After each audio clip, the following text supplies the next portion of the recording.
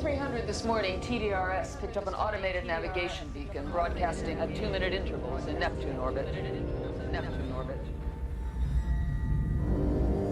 This is incredible. It's the Event Horizon. She's come back. The Event Horizon is the culmination of a secret government project to create a spacecraft capable of faster-than-light flight. The ship doesn't really go faster than light. What it does is it creates a dimensional gateway that allows it to jump instantaneously from one point of the universe to another light years away. Where's she been for the last 7 years, Doctor? That's what we're here to find out. After 7 years in deep space. There were 18 people on board this ship when it disappeared. I want them all accounted for. Opening outer door. It came back, abandoned. Any crew? Negative. This place is a tomb. But it didn't come back alone. Captain Miller! I've got some problems here! This ship has been beyond the boundaries of our universe. Who knows where it's been? And what it's brought back with it. What is it? The ship is reacting to us and the reactions are getting stronger. What are you telling me? That this ship is alive? I have such one thing to show you. Oh my God! It knows my secrets. It knows my fears.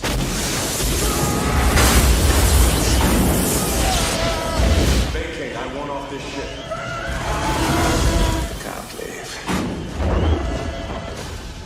She won't let you. God help us.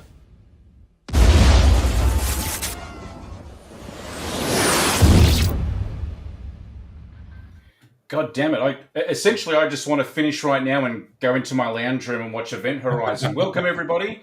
It's Digital Retribution's first live hoo-ha. We've not done this before. I'm extraordinarily lucky to have my good mate Ryan here. Say hello, Ryan. Howdy, everyone. Talented playwright who has been kind enough to organise all of this through Comex. And we are going to be having a chat with Tristan T-Rex Jones, comic artist extraordinaire, who is about to start us in a new comic of a prequel to Event Horizon. Yeah, that's it. Thank say you for hello, having Tristan. me, actually. Hello. Sorry, I don't have an image here because I'm presently stuck out in the country and have a very small setup. And working directly off the computer is the best way to do it, but there's no camera. I can speak to you through the things, and just the phone connection out here is too janky to give you a proper video feed. But I think most people would be better off not seeing me. Oh, mate, if they've got me, the fat version of James Gunn, I'm sure they'll be happy with your handsome visage. Don't you worry about it. That's right. I can deal with the little skull here for now. He's happy. The skull's cool. So, for those of you who don't know Tristan, he has worked on Ghostbusters, Tales of the Teenage Mutant Ninja Turtles, Hoax Hunters. Yes. Yeah, my name's not on that book, though, and probably better for it. Fair enough. And you did some box art for some action figures as well, Predator ones? Yeah, so I did the illustrations for some of the Predator line, the Predator 2 line, the Lost Tribe figures, and I designed and did the packaging for one of the Xenomorph figures a few years prior to that, Cool. which was based on one of the one of the aliens from my time on the Aliens comics as well. That's awesome. Funnily enough, we've talked about this in the past, but it's kind of interesting coming back full circle here too, because I actually started my whole writing career with you, JR, Yeah, so many Like, many years. For those people who don't know, Digital Retribution existed in another form. God, I think it closed down in 2016, and it was around for about 10 years before that. And probably most friends that I have, including Tristan and a few others, we all met through that website, and we wrote reviews, and there was a large forum before Facebook was a thing. I think yeah, MySpace was even at the beginning of its time when we were there, and we were just a bunch of horror nuts who just like to talk about shit films. And yeah. we've all been to, what was that? Sorry. No, I was just laughing. I was just agreeing. Yeah, Yeah, and it's like, pretty much exactly what it was. I mean, we've been friends for years, and a lot of us haven't even met each other. We've been to weddings, we've celebrated birthdays, we've been to funerals of some of us, and yeah, it's like a fairly big group. And the website that's Digital Retribution now used to be called the To Watch Pile, and as a dedication to the old website, I brought the name back. Yeah, nice. Kind of almost in a way to try and draw people who had disappeared off the face of the earth when the forums went down, to try and get them back in case they ever searched for it again. So Tristan, give us a little bit of a history of, like, so you started doing reviews for Digital Retribution. Where did you go to from there as far as your writing was concerned, and your drawing too? So, I reviewed a comic for you called Umbra. And Umbra was this little, like, supernatural Nordic crime thing. And that was written and drawn by two guys who I was sort of familiar with because I was reading the Teenage Mutant Ninja Turtle comics back when they were still with Mirage, who, kicked the whole thing off. And did a review for these guys, for you guys, and they reached out, said thanks, really, really stoked with the review. And it became this kind of correspondence from there. And what I didn't realize was that the guy who wrote it was actually the managing editor for the Turtles comics. And he invited me to basically write like a spec script and submit it. And he just kind of gave me some feedback on it. And I did. And he sent me an email saying, look, I'll buy this off you. And that was, I think it was 2004. So I hadn't even finished uni at that point. Like, the reason I was working for you is because I was doing film studies at university, and was kind of looking at broadening the palette a bit more and engaging in writing on, like, some kind of professional level about film. And it also just so happened that you had DVDs that you'd send us. So that was a great way to kind of accumulate a little collection of things as well. It just kind of picked up from there. And then after that, so I worked on the Turtles for a good few years before they sold off to Viacom, or Paramount now. And during that time, I got offered spots on the Ghostbusters comics, which were kind of constantly sort of hit and miss. Had a bunch of pitches signed off on and everything else, but none of them ever got published. That led to me actually working on Sony's then in production Ghostbusters 3 as like a previous artist. So when Harold Ramis was still alive, I was working with Ruben Fleischer on Ghostbusters 3. Wow. That led to obviously doing just bits and pieces still on the comics and things, but from there I did work on Silent Hill. I did work on, as you said, Hoax Hunters, which was this Image thing. Sonic the Hedgehog. They wanted these horror-themed Sonic the Hedgehog covers. That for them. So it started kind of making a name for myself as like a bit of a horror guy. If you want like a creepy version of a thing, you came and sort of spoke to me, and like not like creepy in like a gratuitous way. I see a lot of artists who like, that people want like a creepy version of a thing, and the idea is that they'll go and make it like really gory or spiky or gothic, and it just looks like some creepypasta bullshit, rather than kind of like figuring out what the core of the thing is and tweaking it slightly, which is what I would do. And then got sick of it all. Took a bit of a break. Fell in love with a girl. Turned out to be completely the wrong relationship. And kind of got lost for a bit. Tried re-railing things. Then COVID happened. And everyone got fucked during COVID.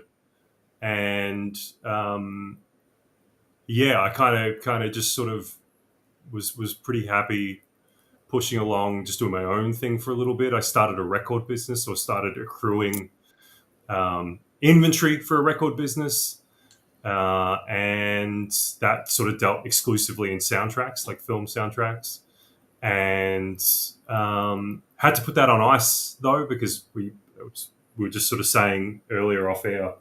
I sort of came into possession of a place, or given custody of a place that needed some severe renovation work, and basically had to shelve everything while we did that. But now, here we are at the end of all that, suddenly getting asked again to work on comic properties like Trick or Treat.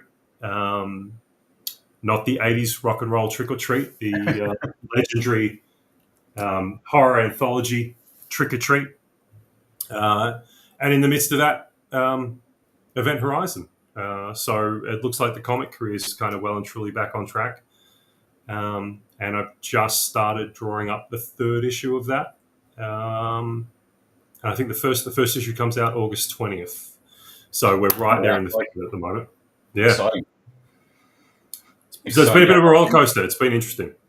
So did you come up with the concept of doing an Event Horizon? It's a prequel, right? Yes. Yeah. Did you come up with the concept of doing this, or were you approached? No, I was approached. So I made a very, very public exit from comics, which Ryan, I think, is very familiar with, about 5 years ago. I did work on the Aliens comics, so that was something I probably should have put in there. I did work on the Aliens comics, which kind of threw me out there as suddenly like, oh, he's the Aliens guy. Can I just interrupt for a second? And the artwork in that is just beautiful. Thanks, man. I don't think of you as Tristan T-Rex Jones anymore. I think of you as Tristan the Alien Guy Jones now, because I actually have like a couple of the images somewhere on my computer that I used as a sliding wallpaper for a while. That's right. Yeah, that's so cool. Yeah, you'll also recognize Tristan's work from the Bleeding Cool article, The Swipe Files. Very famously had his work stolen by Greg Land to be used on a series of Aliens covers. That was such a surreal day. It was such a surreal day. That was like that. The internet was on fire that day. Well, the thing that bothered me about that was, so I'm gonna quickly wax lyrical about the comics industry. the thing that blew me away about that was like the support, right? So I went kind of public about it. I was kind of like tweeted out. I'm like, hey, am I crazy? And I put the examples out there because someone messaged me, right? And they said, I'm pretty certain this is using your artwork. And I looked at it. It was on Instagram, right? So you look at Instagram on your phone, that's a tiny image. But I could see straight away that it was using, like, they were my hands. And when I saw that it was using my hands, I'm like, oh, and it's using, that's like this, but he's twisted it around like this. So basically like Frankenstein, my work and a couple other guys' work into creating a new image. But the bulk of the body of this thing was my work. I put it out there. The internet went fucking a bit nuts. The thing that blew me away about it was like the number of people who were just like, oh yeah, well, what do you expect? It's Greg Land.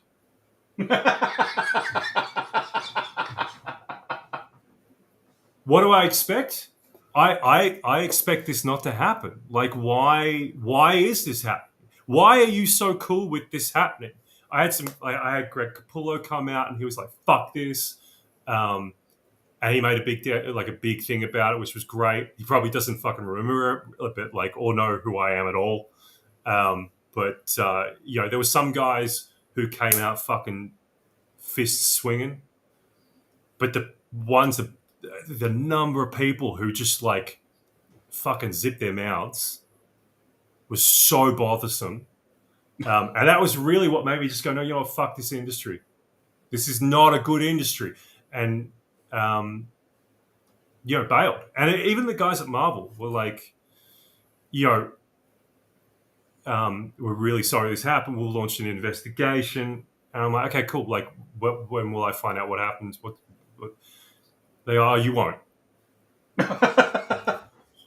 I'm like, okay. Yeah, exactly. That's what I said. So I'm like, look, I appreciate you talking to me, but like, really, we're just back at square one. And he goes, yeah, look, I tell you what, if you ever have anything that if you want to put anything in front of me or anything like that, you can always reach out to me. And like, I'm like, all right, cool. I'll take your word on that. And I remember actually putting something forward to him years later, which would be the raddest fucking project. So much so I've actually gone, this is the great thing about being sort of working in cinema now as well, which I've sort of been doing for the last couple of years, is you figure out the connections and you make connections with people. And you realize just kind of how the machines work. But this guy at Marvel, I said, hey, look, I've got this idea. Can you put me in touch with one of the editors there so I can maybe see if this will happen? Because I'm working with IDW on this Turtles 40th anniversary thing. There's a lot of steam over here. Maybe we can roll that into something kind of cool. And he just kind of went, oh, yeah, no, that's not how we do things. And then just like did not respond after that. Wow. So I'm like, so not only were you just like placating very clearly an egregious situation when it came to the tracing, which was picked up by plagiarism today, big plagiarism, what do you call it, website, publication, it's pretty well regarded worldwide. And but he just kind of went, no, we have our way of doing things. And, the guy still works there. There's another artist that I know that just takes photos of toys and just photoshops them in there. And it's kind of like, what I was saying to Ryan prior to us starting up here was that, like, the comics industry is really, really great, and making comics is a shitload of fun. But it's become this whole other beast now that the movies are a thing, and it's so dependent on, like, timelines and really getting product out there and getting IP out there, that it becomes a whole sort of thing. So, yeah, I'd kind of very publicly been very fuck this about all of that, and vanished from comics for a very long time. Christian Ward, who is an illustrator from the UK, who I sort of broke through on Aliens at the same time he was breaking through on, some of his stuff. He and I had sort of not really known each other well, but respected each other's art quite a bit. And we'd sort of been around the same projects doing covers. And he reached out a couple of times last year. Just whenever I post things and be like, hey, this is rad, I really like this. Would you be interested in doing something sometime down the track? Because he started going from illustrating to writing. Still illustrates, but wants to write more, which is something for me, who started as a writer that became an illustrator and experienced both sides of things. The one thing I keep encouraging any writer or artist to do is to learn as many other parts of the discipline of that industry as possible. So if you're an illustrator, learn how to write, learn how to letter. If you're a writer, try drawing, try doing your own things. Jeff Lemire, that shit. You don't have to be amazing. As long as you're true to yourself and you're telling a great story, it'll be fine. And that's what Christian did, and I had huge respect for it, and I really like him as a creator in general. And he said, I'm doing Event Horizon. So I'm like, okay, cool. This this could be fun. And it was interesting because prior to that, I'd been asked by IDW if I would be interested in coming on board for their new IDW Dark imprint, which is a whole publishing wing basically devoted to new horror IP. So whether it's stuff that they've like creator-owned stuff that they've got in, like 30 Days of Night would have been originally, or whether it's this new IP stuff that they've got from Paramount. That's what they were circling. They asked me to come back on board when they saw I was doing Trick or Treat for Legendary. And Christian got in touch, said it was going to be an extremely tight launch window, which was a concern because I am an intricate drawer and I take a while to draw. And my very beautiful partner insisted that I wasn't going to take it initially. I was going to pass on it because I just didn't think I'd be able to fit it in. And my very lovely partner said, "You are doing it." And I am not one to argue with an extremely beautiful woman. So here we are. And as I said, just handed in issue 3. So yeah, it was a pitch thing. Very much Christian's idea for what he saw as being the prequel. And it's kind of interesting doing that because I've definitely got my own ideas as to what happened with all that. And it's an interesting kind of exercise as an illustrator to kind of let go of those a bit and do what Christian's seeing, which again he's not far from what I think a lot of people are expecting. He's definitely thrown some interesting kind of things into the mix there. When I say what people are expecting, people are obviously, I mean, you guys are both on board with Event Horizon. Like, what would you expect from an Event Horizon comic, right? It's funny, like you because of, and spoiler alert, people that haven't seen Event Horizon, if you haven't seen Event Horizon, turn this off and go and watch Event Horizon. But the Sam Neill, like you can't figure out through, like at the end of that when what is revealed, you still aren't quite sure if he's been the bad guy the whole time or not. Yeah. And that's super clever. Because I'm still not sure if he was just possessed by the ship or if it was his plan all along. And that's such a genius move. Yeah. It's one of those things. When Christian and I were first talking about it, one of the first things he said to me was like, I fully expect to get hate mail from some of the things that I do in this. Because the very nature of Event Horizon is nebulous. Like, it's extremely nebulous. And it's one of those things where it's like, the reason it works the way it does is because you don't know, and you don't really, it's completely left to your imagination as to what has affected the ship, where it has been, what has driven the crew to do what they've done, what that dimension looks like, all these sorts of things. And everyone is going to have an extremely different idea of that thing. It's like the space jockey in Alien. Everyone is going to have a very different idea of what that is. And some people are going to fucking love what we're doing. Some people are going to fucking hate it. And, that's completely fine. That's a totally valid thing. And we're not out to please everyone.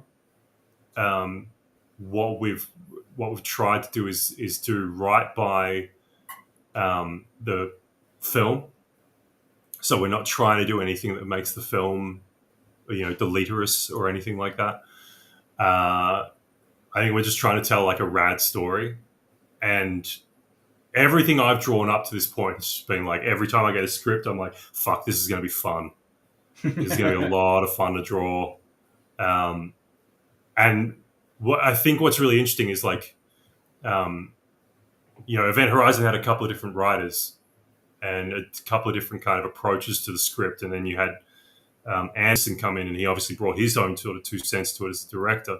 So you've got like 3 different creative visions minimum already going into the one product.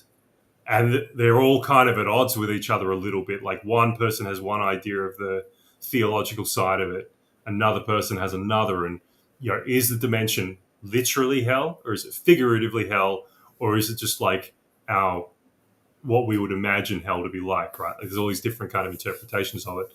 And I think Christian's one's a lot of fun. I think if people don't agree with it as their chosen like avenue of what that is, they're still going to have a shitload of fun with it, because it still does the things that you would expect a prequel story to Event Horizon to do, especially given you already know what part of that story is. It's like Star Wars. You already know this kid is going to become Vader. So it's like, how does that happen?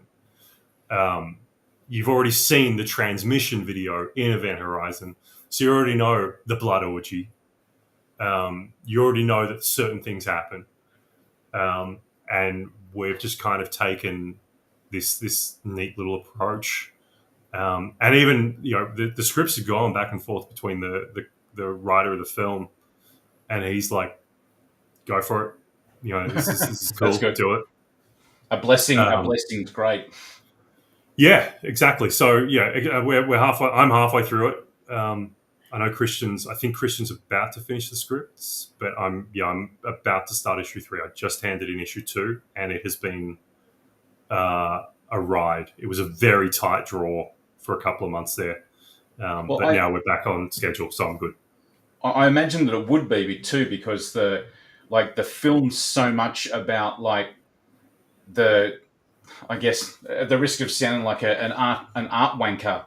Like, you've got the juxtaposition of the super futuristic ship with the Gothic and Renaissance-y style architecture inside. It's so far from either side. It's like this dirty old tech, but it's not old tech. It's brand new super futuristic tech. Yeah, it's interesting because it's not like it's. So I'm really big into the retro futurism, like that kind of Ron Cobb, Nice. Sid Mead sort of look, right? Alien is perfect. Alien, all the tech in it looks functional and works. But our computers now, right? Like the computer I'm working on is light years ahead of any of the machines in Alien. Oh, fuck, my iPhone's better than Mother, for God's sake. Yeah, exactly. But for some reason, it all functions so perfectly on screen that you don't question it. You don't question these janky old machines, right? And it's like, another argument that I like throwing out there is people look at guns. We are still using weapons that we've been using for 60 years without really a lot of updating. And the same goes for a lot of machinery. We're still using refineries. We're still using all kinds of stuff that have been, out there since the 70s. And they still function. You just come in, you patch in a new fucking thing, and then the rest of it still works. Event Horizon, on the other hand, is really fucking interesting because it doesn't make sense. It doesn't make a lick of sense. It's it's all style, and it's kind of one of those things where it's the classic Ridley Scott thing of, if it looks like it works and my brain doesn't question it too much, it works. And that's how Event Horizon gets around it. Everything in Event Horizon kind of looks like it works because it sells its world so convincingly. But what's really fascinating, the more I've been drawing this comic, is that you don't see... This is a tremendous ship, by the way. This ship is gigantic.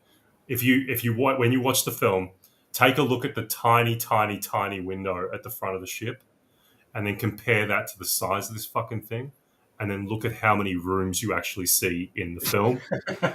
But when Lawrence Fishburne runs down that hall, I still think to myself, he's going to be 20 minutes to a half an hour. Yeah. So I have had at least 2 moments in the comics where we're on that concourse, and I think about that every time we do it. I'm sitting there going, it's a really fucking long corridor, or is it a series of corridors? So there's the interesting thing is, all I've done is I've tried to hit the key rooms the way we see them. I've taken some liberties because it's just how I sort of see it. And that comes from me drawing endless corridors in the Alien universe. But, even in little kind of corridors that aren't seen in the films, which we see a lot of, I go into certain people's rooms, and there's a shot in one of the comics where they look into one of the lavatories, and it's kind of like, well, I'm not going to draw this kind of neo-gothic fucking toilet cubicle. Why not? At some point, because what does that fucking look like, right? It's got gargoyles on the system. even like the thing that the two things that I keep looking at, right, are the original Vincent Ward Alien 3, which has a sequence in it in the lavatories, and Dead Space, because Dead Space is so clearly riffing on Event Horizon's design aesthetics. 100%. That's I've kind of gone, all right, well, I'm going to use Dead Space as another kind of visual reference point. I'm going to use Vincent Ward's Alien 3 as another one, but obviously try and keep what everyone remembers about Event Horizon as visually kind of key. So I'm trying to speak the language of the film without necessarily constantly having to reference every single corridor and things like that, because then you're just a slave to it, which I don't like being. How's your art style coping with this? Because like those, I imagine that sort of going from the claustrophobia to the big gigantic ship shops with your particular detail that you go through, some of those drawings must be taking ages. The fucking core room, holy shit! It's yeah. I didn't even think of that. Oh fuck yeah! Wow. Yeah. So issue 2, I've had to try and find like. I draw directly into Photoshop. I work on a Cintiq, and I draw directly onto a screen in Photoshop, and thankfully, like I can kind of cut corners every now and then and kind of copy paste some patterns rather than constantly drawing them. But because of the nature and the shape of a lot of the rooms, I can only do that so much. So, like the spherical nature of that. Of the core room means I can maybe get away with copy pasting 2 or 3 panels in the back, and then I've got to redraw a whole new row, and then I can maybe copy 3 or 4 out of that, and then do another one. So it takes a long time. I think, like on average, I'll work to like a page and a half. Sorry, a page every day and a half to 2 days. If you want good results out of me, that's what you get. There were some shots in the core room that I was working, 1 or 2 in particular that took like an entire weekend of just non-stop drawing. I don't remember you being this patient, to be quite honest. I tell you what, man, working in comics. No, look, there'll be a lot of people who say this. I used to go to comic conventions. I'm certain this is why they don't invite me back anymore. But I also said some things very publicly about two Australian conventions in particular that I don't agree with ethically. But that's a whole other conversation. People can go and do what they want. I just have a line in the sand personally. But they used to introduce me to comic fan my entire life, and I've never been to a comic convention because I don't understand why you'd want to. Yeah, they're definitely there's a community thing that I understand now. Like they're not really my cup of tea. I don't really go to them anymore. But I've, in terms of being like asked to sort of guest at them or table at them and things like that, I get a lot of people ask me if I will be at a convention. And I just don't anymore because a lot of the time I have work to do and that will pay better than what I will probably make at that convention. A lot of time too is they'll ask me to do panels, and you ask me a question, I'll give you a pretty honest answer because I want things like I want you to understand that this is how you can get the most out of this thing. This is how this thing can be better. These things aren't perfect and idyllic, and this is a job like any other job. There are ups and there are downs, and a lot of people don't like hearing that for some fucking reason. So I would get introduced a lot as the outspoken Tristan Jones. And look, I don't think it's weird because I've had some creators who I swear to you, I've never said a bad thing publicly. I've taken some people to task, certainly. But I've had some creators that I barely even know. I've never said a word about, never had a bad thing to say about my life. And they'll come to me at like I'll bump into them in a city somewhere, and they'll be like, "Oh, I got a bone to pick with you," and I'll be like, "Oh, this is interesting. Why?" And I'm like, "Have I said something?" And they're like, "Well, yeah." And I never found out what that thing was. They never told me what it was because we just went and had dinner and drinks and everything else. It was kind of fine. But I'm like, this is interesting. Like, what is it like that? You know, I get it. If I rub someone the wrong way, then sure they'll get shitty and bitchy and whatever else. But you know, I don't. I've never harbored any ill will towards anyone to that kind of extent, I guess. But yeah, the convention thing is like a whole other thing. I can't quite remember why we were talking about this because I went off on a tangent there. But oh yeah, sorry, Event Horizon. We'll bring it all back to that. Yeah, the whole reason why we're here, mate. yeah. So like drawing a lot of that sort of stuff, it's big, it takes time, it's tedious. Oh yeah, patience. You're saying I'm not a man for patience. What I have learnt over the years is that patience is a fucking virtue, and it is so good for your mental health. But also understanding boundaries. So it's good having patience, but it's also good having boundaries. And the thing that I'm increasingly finding these days is nobody has any fucking patience. Nobody. And it's like, it's half the reason the world's so fucked is because everybody wants things now. Nobody wants excuses. And it just becomes this whole kind of vicious cycle. It's like, just fucking sit down for a bit. It's funny that, isn't it? There's a catastrophic amount of soft cockery, but then also nobody's got any patience, and those things don't mesh. Yeah, it's that whole thing. A mate and I have been saying this for a very long time. So a good friend of mine, his name's Doug Holgate. He's a kids book illustrator, and very well known for this thing called The Last Kids on Earth, which is a young adult. It's a post-apocalyptic thing for kids, really. But he and I used to do panels. We used to kind of tour around conventions, talk about the post-apocalypse. But we would say constantly, when everything is at 100, fucking nothing is. And we've been living at 100 since before the pandemic. And ever since the pandemic, it's just been, 150 constantly. And people just, I think a lot of people are starting to switch off now, which is great. But it's, no one's really kind of thinking beyond that. And the thing that I learned from all this experience in comics is that patience is an absolute fucking virtue. So I've chilled out probably very significantly since you and I were last like really seriously kind of talking years ago, JR. Well, it's funny because when I told my wife that we were doing this tonight, she reminded me of a time that I met you at Minotaur Books. You may have been working there, actually. Yeah. Somebody came and asked you some fucking inane question. Yeah. And the look on your face.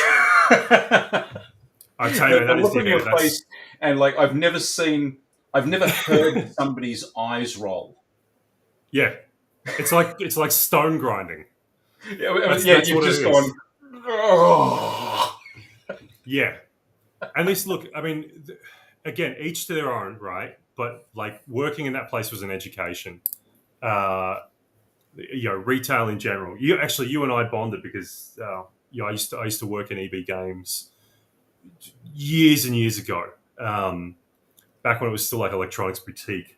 Yeah, and you learn a couple of things there, but working on that side of the comic industry was really kind of fascinating. Everyone's got their things. And unfortunately, like you can't really take any of that sort of stuff for granted. You can't take people's knowledge of things for granted, and that's a two-way street. But it was such like the place that we are in now with pop culture really fucking hurts me. Like to the core of my soul, it really fucking hurts me, and it's kind of people could go like, oh, hypocrite, working in fucking comic books, and it's kind of like, but like I've got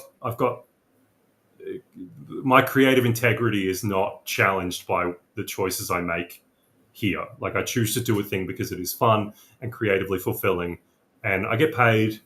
I get to work with cool people, and my biggest thing is like seeing people who love that shit come back and just be thrilled at what we did for them. Yeah. Right? Like, not a lot of this is for me. I get a kick out of seeing people enjoying this kind of stuff and seeing people just like happy. And I like that I can contribute to that. Ultimately, I want to do my own thing. But, I'm happy doing these other things as well. And I tell you what, working in retail, in pop culture, and managing a bookstore, managing my own business, managing a video game store once upon a time, and managing restaurants. Between EB and Minotaur, I was managing restaurant floors. You learn a ton of patience doing that. Ton of patience. Drawing Event Horizon, walk in the park comparatively. But the thing is, it can all kind of be brought back to Event Horizon, and why I think we're actually all sitting here talking about it is the fact that we talked a lot about the nature of the comic book industry and what's perceived to sell, what they want to do to move units, how they're telling stories, all that sort of stuff. I think that Event Horizon is such it's become a culturally important cult film because it actually does stand up on its own and say, you do not have to be deathly original to say something. Yeah. Like you look at the construction of the story. It is so heavily in tune with films like The Shining. Its production design is so heavily borrowed from Alien. Yet it says something about, our mental space, like mental manipulation, perceived realities, all that sort of stuff that is different than what those other films have done. Yeah. So it's that idea that, you can write X-Men, you can write Superman, you can write Batman, and say something specific about it, even if you're using characters, ideals, and structures that have been used like a million times before. Yeah, absolutely agree. It's interesting too, because you can't. I'm actually a bit shocked nothing's been done with Event Horizon up until now. I understand there's like a TV show in the works. I don't know what the details of that are. I'm still surprised we never got any kind of sequel or prequel. And yet, Anderson could go and make 8 Resident Evil movies. It's pretty wild, right? When we came on board, Paramount was stoked. We handed stuff in, and I have not had any notes back from Paramount. The first thing they said was maybe, and this is a note that I get a lot, which is, can you maybe dial back some of the line work on their faces? Just because it sort of gets a bit busy. Yeah. And I'm like, that's so fine. And I'm now on issue 2, and I don't feel like I've even had to do that much. Sorry, I've just handed in issue 2 and had no notes come back or anything like that, really. They've been really, really great to work with, which is unusual as well for a licensed comic. A lot of times you get noted to absolute hell, and it's kind of why I stopped doing licensed comics. I would constantly get asked to do things. I got asked to work on a Halo gig, and the pitch was, we love what you did on Aliens. Can you do us we have an idea for a Halo story. Would you be interested in working on us with that? And I was like, yeah, hell yeah, that'd be cool. I don't know Halo for fucking anything, but I'll do some research. It sounds fun. And liked Halo's lore enough. I'm kind of, I could do some shit with this. Did some shit with this and got a few pages in, and suddenly I think it was 343, whoever's taken over Halo since, they were like, oh, hey, this is all great, but we need you to redraw all of this because it needs to look more like all this. You've put these guys in here and you've done this. And I'm like, yeah, but logically that all makes sense. And it was funny because they were like, no, it needs to be done like this because of fucking days. So I'm like, Yeah. So I'm like, all right, well then I'm gonna leave. Respectfully, can't do this. I cannot redraw all of this because I'm already behind deadline. I have another book waiting in the wings. Um, my editor actually reached out to me about a year later and was like, I'm really sorry I didn't stick up for you enough then. It was just such a big kind of rush deal at the time. So that was kind of nice to know. But yeah, it was one of those things where it put this really kind of sour taste in my mouth. And I've experienced that on virtually every licensed comic. This is great, but can you do some red tape here?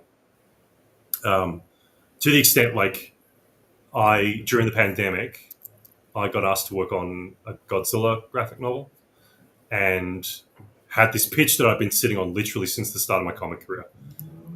Pitched it. They loved it. IDW loved it. Toho loved it. But there was a but. And I sort of said to the IDW at the time, I'm like, if there's any red tape on this thing, then I'm walking. And they were like, okay, that's totally fine. And the but was such an integral but that I did not understand. And I was like, no. Like, I'm not even going to touch this thing then. And it basically involved Godzilla killing, like, another kaiju, another monster. And they said, no, we can't show Godzilla killing another monster. Like, we can't show it. I'm like, but you show it in the films. He does it in almost every film. But I didn't have the energy to argue with it because I kind of knew this was the thing. And so it's, that was what kept me away for such a long time. And working with Legendary on Trick or Treat and working with Paramount on Event Horizon, they've both been really, really receptive to all the creative stuff we've been putting in, with so few notes. And it's been such a relief and such a dream doing that. And I kind of hope if this can sort of maintain course, then you'll probably see me doing more licensed stuff like this. Even the stuff that we've been inventing for Event Horizon. You were saying before about like the big concourse rooms and having the patience for those sorts of things. There are all these rooms that I'm just making up. And what I tend to do is I build a couple of rough 3D models to kit bash things together and get an idea of space. And then I'll be like, okay, this is cool. I like that. And then I'll drop a camera in, drop some lights in, and have a bit of an explore, like building a set, right? Building a film set and going through and going, I like this angle. Like, here's the original thumbnails I gave my editor. But now I've had a look in the space. I reckon this will look better. And then I'll have that on a screen next to me and I'll have my Cintiq and I'll draw it like that. All this space that I've been inventing, even Paramount's been like, this looks great. We don't have any notes. This is fantastic. That's awesome. It's like, it's pretty nice. Like we were saying earlier, is that Event Horizon has somehow skipped on that. The 90s at the moment seem to be this oil well of ill-conceived remakes and sequels 20 years later. And like, if anybody knows me, they know that I think that there should be a statute of limitations on sequels, because sometimes like, why are you bringing that back? Who's exactly. That for? Yeah, exactly. It's not rocket science. Like, anyone can really figure it out. Like, the problem is the people in charge have all gotten old and retired, and their children or the current run of executives or editors or whoever are all people who don't necessarily have the creativity. Like, they're not creatives, but they are, they know how to do a job, or they have the money and they want to see a thing. It's why you're seeing, like, I was looking at a website the other day and I saw there's a toy company that has brought back fucking Mask. And like, Mask was rad. As a kid, Mask was fucking sick. Yeah. But like, they have literally just gone and remade those toys almost identically. They've done things that you couldn't have done back in the 80s, which is rad. But the toys look almost exactly the same. I'm like, this is interesting because you haven't tried to do anything. And admittedly, if it's not broken, don't fix it, which Mask was never broken. No. But it's interesting kind of seeing that back. There is no precedent for that to be back. It's the same with Biker Mice from Mars. Someone's got the rights to it. Someone managed to, get that into a position where it's like, who like you kind of said, who asked for that? Like, how many people really screaming out for it? It's so funny how brand recognition seems to be more important than anything these days. It's like you said, there's somebody sitting that's running studios that's going, I love that Practical Magic movie 30 years ago. Let's do a sequel to that. That was exactly the thing I had in my mind then. Like who? Yeah. Why? Who wants that? Hocus Pocus 2. Yeah. Like, these things are, I think the most egregious, and don't get me wrong either, because they are fun. And I watched them again the other night and I realized these are not for me, and I understand why. But the new Ghostbusters movies, right? Right. So I watched Frozen Empire again. I'm like, I don't like this movie that much. But I remember when it opened at our cinema, kids were coming in and kids were fucking loving it. And my Ghostbusters record is on the wall at the theater at the Candy, like the box office. And every time kids come up, they point at it. They know what the logo is. Kids know Ghostbusters, right? Everyone knows Ghostbusters. And what's interesting there is, like, we went for decades without anything for Ghostbusters. And suddenly they brought back, they did Afterlife, which I don't think is a particularly strong film. It's got some great stuff in it, but it's almost beat for beat a rehash of the original, right down to the villains and the whole last act.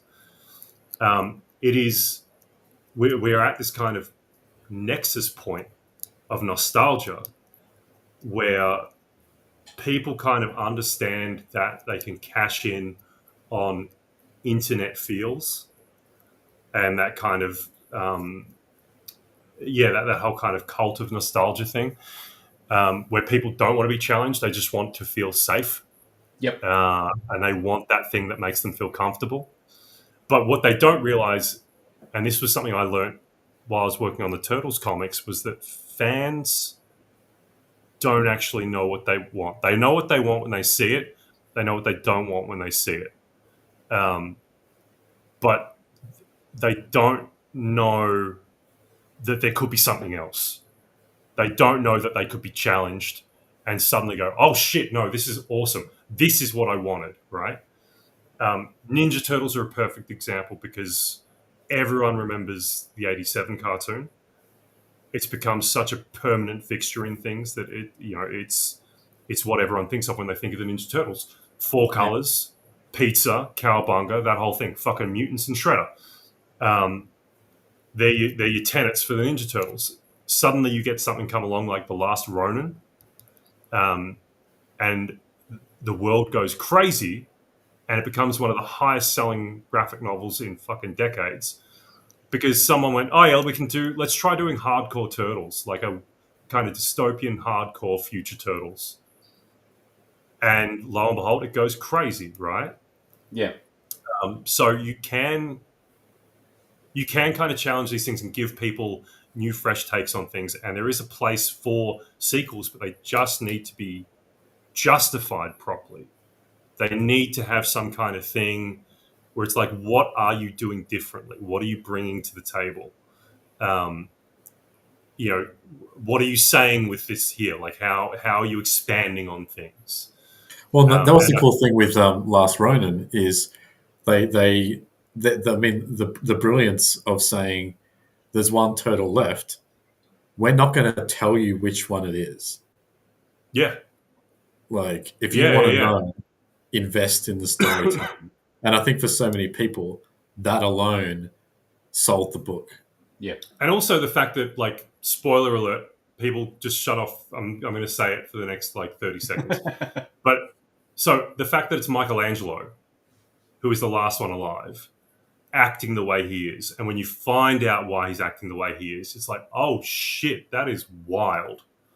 And spoilers.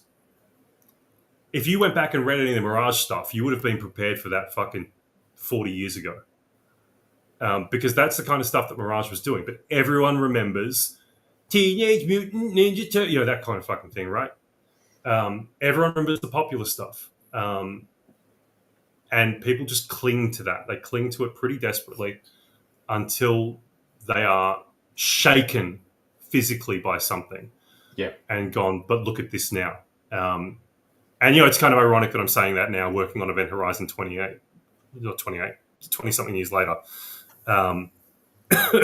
But I genuinely believe that despite everything that we know already, we're kind of doing that thing with it where we're like, kind of like Andor, right? Going back before, you know, we've seen Rogue One. Rogue One's now like, 10 years old? We know Rogue One. Rogue One's great. It's a masterpiece. Going back and telling more before that, you know, what else can you sort of do?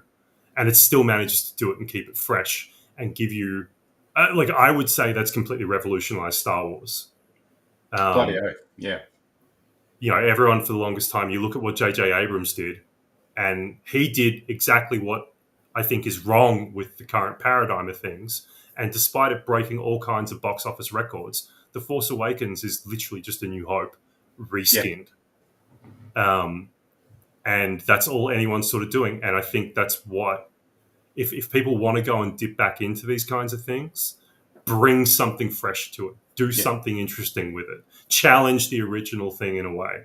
And I think that's what a lot of people aren't doing. And that's why we have these really gross stagnation periods of, like, the Marvel nostalgia porn wave, right? You know, those Spider-Man movies aren't even that old, and here we are with fucking No Way Home a couple of years ago. Don't get me started on that. That's all I'm going to say about it. The whole episode by itself, me. Yeah. But like that in my mind, that movie is the perfect distillation of kind of a lot of things that are wrong with pop culture right now. Yeah. You can go and do all these things. You can bring Mask back. You can bring G.I. Joe back. You can fucking bring the Jetsons back. But, you know, there are ways of doing these things that work, and there are ways of doing these things that are just meaningless. And yeah, it's an interesting sort of landscape to be working in with all this sort of stuff again. And I think Event Horizon is great because it is a fascinating idea at its core that definitely kind of nods to all this great stuff. Like, it's Amityville in space. You know, it's a haunted house, right? It's a haunted house, but it's a ghost ship. It's not doing anything new, but it is doing it in its own way and with such conviction that you just forget its flaws. You overlook its flaws because it's just going like, I am what I am, fucking take it or leave it. And people do. And for the most part, people have taken it. And the response that we've had to the comics so far has been, on it from my point of view, really surprising. Like, I know people like this film. I wasn't sure what kind of legs it had as a comic book, but it's been really, really surprising and endearing seeing people come forward the way they have. It's such an interesting film to look back on now contextually. I was thinking about that a lot the last time I rewatched it to sort of prepare for this. And like going back to like 1997 and realizing like that is an all-star cast. It's wild, yeah. Based on the careers that they've had now up to this point. Yeah. But then at the time, Sam Neill is the vehicle for that film. Like he is the biggest star in that movie in 1997. Yeah, it's pretty wild too, because you think about what else he'd done leading up to that point, particularly from a Hollywood standpoint. Not huge. You know, it wasn't even that long prior to the production of this film that he was in The Mouth of Madness, which I absolutely fucking love to death, that movie. But that was a movie that tanked. He filmed that around the same time as Jurassic Park. He was a nobody around Jurassic Park. And this is a guy who'd been working in film and genre film for decades up to this point. You know, it's like a Pedro Pascal style turnaround. You know, guy works for decades in all these kind of cool bit roles and little things here and there, and then, you know, really kind of breaks out not too long after it, which I think is why it's a bit of a surprise for people when they see some of the people in this cast, because I think, and, you know, I'm preaching choir here, but like generally people look down on horror as a lesser genre. Whereas anyone deeply ingrained in horror knows that it's on the forefront of every social commentary, more so than science fiction a lot of the times. It's the most progressive in terms of like inclusivity um, and storytelling in general, and it's where so many people cut their teeth as actors. Um, so it's no surprise really that when you go back and look at these things and you see these actors here, but I still think people look at the genre and go, oh, why would Sam Neill be in this fucking movie? But then when you dial it back and you see like Jolie Richardson, Jason Isaacs, fucking Lawrence Fishburne, this is like an A-grade fucking cast. Jack Noseworthy.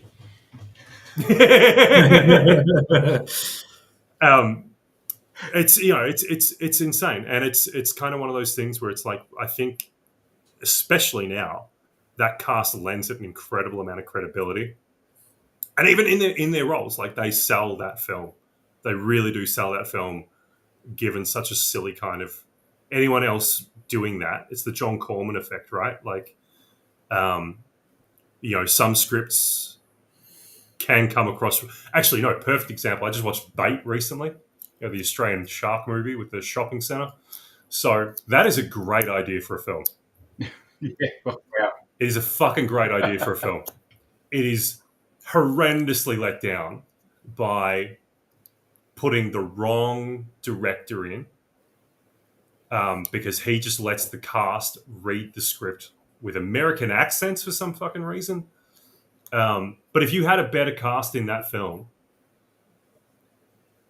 delivering that dialogue slightly differently, that film would be worlds apart from what it is. And I think the same thing goes for Event Horizon.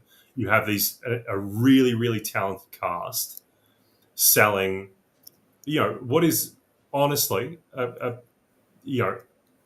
admittedly, everyone on the cast and crew admits this, it's a pretty B-level script and idea. It's a haunted house movie in space.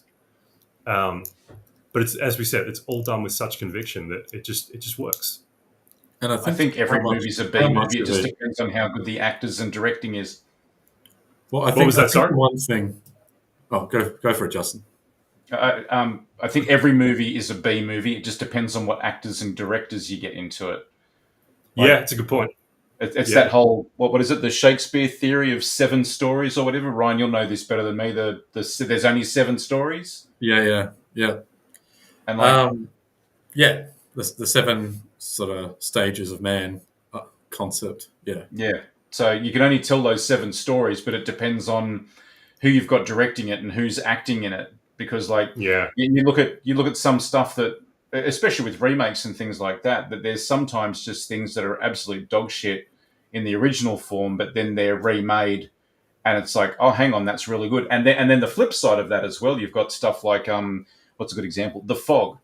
The Fog is an amazing John Carpenter film from the early 80s, and then there's that remake that's absolute dog shit, and it's got more budget, better cast, the hottest people in it, and it's fucking shit.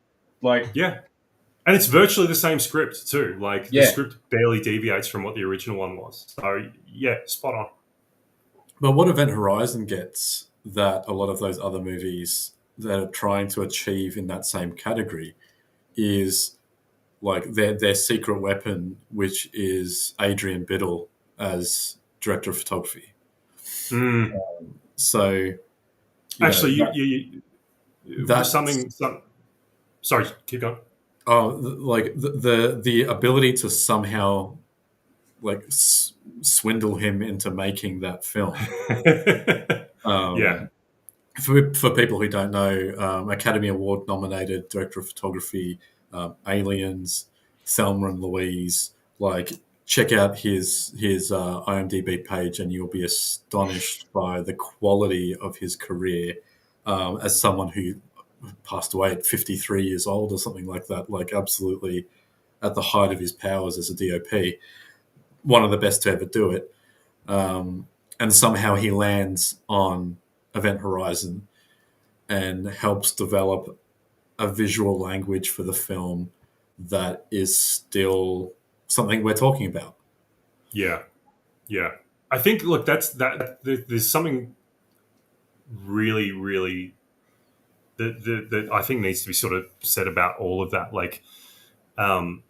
So a lot of the way I see things when I sit down as an illustrator, I don't have any background in illustration. I did film school.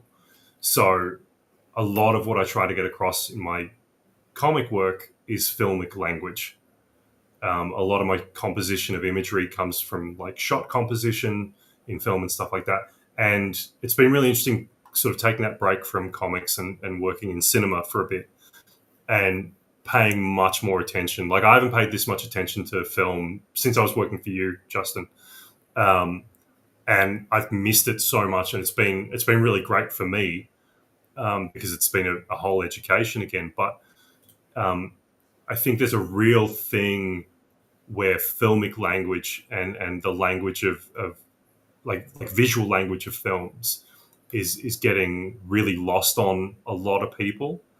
I've been going through like a pretty massive deep dive I just did all the fucking Marvel movies while I was working on the first issue of this book. Right now I'm doing a deep dive on Australian horror films. And it's really, really fascinating looking at some of the ones from like the early 2000s because they've clearly been directors and filmmakers who've been influenced by like, Hopkins and guys like him from the 80s doing Razorback and Miller doing Mad Max. And these guys have, I'm really noticing, like Peter Weir stands out because he's very methodical and calculated with his shots, but like Miller and Hopkins have this really interesting kind of frenetic style to their storytelling. And it's not really that hard to kind of replicate or kind of sit down and learn your own way around. But I can see when, like, I watched this film called Boar the other day, right? Which is from the early 2010s, I think. And very clearly just riffing on Razorback. But it does this thing where it goes between like being really stunningly shot and perfectly shot for that kind of film, like a horror film. It's not doing day for night. It's taking its time to set shots up properly and light them properly and, really create an atmosphere. And then you'll get a shot later on, which is just dead ass flat, not lit properly, really like evidently shot on a digital camera, which I get everything is these days, but makes no attempt to even look filmic. And it's just really, really interesting seeing that language is kind of getting lost on a lot of things. So having a good DOP with a good sense of things is the difference between, like, perfect example, like, again, those fucking, with Marvel films, you got John Dykstra filming the Raimi Spider-Man films. And those films look beautiful. They're shot superbly. They feel cinematic. They feel like cinema. Old cinema, timeless cinema. You watch the Tom Holland ones and, like, it feels like half the time they're missing fucking normal maps on their 3D models. It's like, it feels really flat and it's just frenetic and, it's all the same lighting. There's nothing really interesting or there's no depth to it visually. It really is incredible how precipitable having a good DOP on a film is. And absolutely Event Horizon is elevated by how it... Oh, have we lost Tristan there? I think we've lost him for a little bit. Let's see. Did you mean that? Hello? Yeah, you just lost him for a second. I think I was talking about the trailer at the start of the film. At the start of the podcast. With the you look at the trailer and you remember like how stunning a lot of that film is, like how just amazing the shots are. It's taking from the Italian giallos. It's taking from all the stuff that was being done on Alien. Just a lot of incredible stuff going into one film from every single possible aesthetic angle. And you just don't get that. You look, the closest thing that I think we've had to Event Horizon since Event Horizon was a film called Pandorum. And Pandorum... Oh, yeah. Wow. Yeah, right? And no one remembers it. Ethan Embry? No, close. It's Ben Foster? Ben Foster. Foster. That's just Ethan Embry in drag. Yeah. It's just him without his mustache. He just takes the monocle off. It's Pandorum is not a bad film by any means, but it's a forgettable one because it doesn't have any depth. It just feels like Event Horizon Light. And at this point too, we're in the middle of like the video game rush. So we've had 3 Dead Space games at this point potentially, which are riffing on Event Horizon. So you really have to kind of lean into these things to make a film work these days. Yeah. And thankfully a lot of the little independent guys are doing that. They're getting really creative with how they light and how they set up their shots. But there was a really rough patch there where CGI and digital filmmaking was just fucking annihilating the soul of everything visually. We have a thing here whenever we're watching some movies that we tend to quote Jeff Goldblum in Jurassic Park of the just because you can do it doesn't mean that you should do it. And like Blade, the Stephen Dorff effect of the blood rebuilding his arm. And it's like Pac-Man on the Atari looked better than that. Yeah.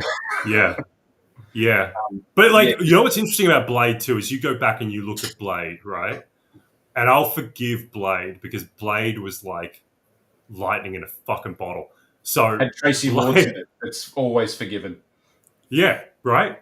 It's that movie came out of fucking nowhere. The fact that the Blade trilogy is a trilogy is incredible. But people forget, like, Blade, there were no Marvel movies when Blade happened. Yeah. Marvel movies were not a thing. Like, Blade was pitched and directed and put together as, like, probably another direct-to-video, low-budget horror thing. And it just went off fucking tap in 1997 and it became, like, a very big cult success. Yeah, I mean, you look at the cast in that proves that. Like, Wesley Snipes, Stephen Dorff, I can't even think of who else was in it other than Tracy Lords. Like, it's not like... And then by the third one, it's like everybody's putting their hand up to go, yeah, I wouldn't mind to go in that. They got wrestlers, like Triple H is in it by the end of it. And Yeah. And then, like, I think the thing that I love about the Blade films too is, like, you look at... So, like... and, like, the creativity that they were given with those films. Guillermo del Toro doing Blade 2. Can you imagine someone saying that Guillermo del Toro was making a fucking Marvel movie these days? It's like when Sam Raimi came back to do fucking Doctor Strange. I didn't believe it. I'm like, I'll believe this when I see it. And then it happened. I'm like, yeah, this is probably the best the Marvel movie is going to get. Yeah. But that Blade 2 film is insane. It's insane. There is no way that you will get another run of films like that. So while yes, the Pac-Man blood in Blade 1 is hilarious, I'm like, I'm going to give you a fucking pass on that because you were not meant to happen. It is a miracle you exist. I think one of the saving graces of those films, like Marvel films and DC films in general, is that they weren't trying to create a universe. They were just telling the story of one guy within his world. And now and now we seem to have got, like, you know, we're trying to create soap opera for people that don't like soap operas now, or don't like the wrestling either. And realistically, they're just trying to throw everything at it.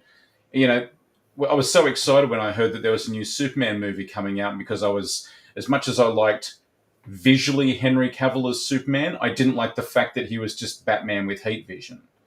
He was just another sooty la la wah wah, everybody's dead, what am I going to do, just like Batman is. And, like, for me, Superman's always been about the hope. Batman's always been about the fear. And to make them, there was no difference between them. And so I was so excited for them to start a Superman franchise again. And then I saw the trailer that had Mr. Terrific and Guy Gardner and fucking this person and Fart Man and Backflip Girl and all the rest of it. And I was like, You've done it again. You're just making a universe where it doesn't need it. What this tells me, and the Marvel movies are particularly could particularly be accused of this, is that none of them are like Captain America: Civil War is Avengers. That's not a Captain America movie.